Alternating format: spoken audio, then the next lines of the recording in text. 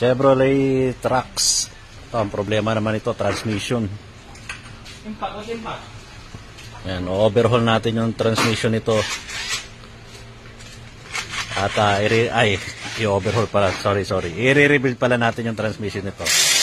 Siyempre, Team Autodoc.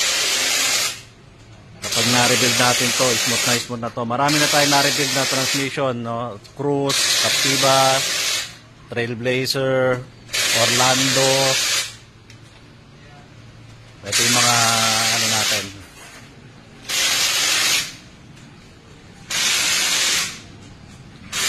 Ito, transmission ni Orlando.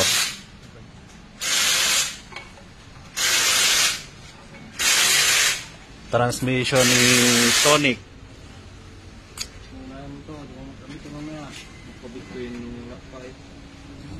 Ayan, pati mga valve body, TCM. Ano yan? Pinapalitan natin yan ng mga gasket. Ililinisin natin yung mga solenoid. Pati transmission filter, nagpapalit tayo.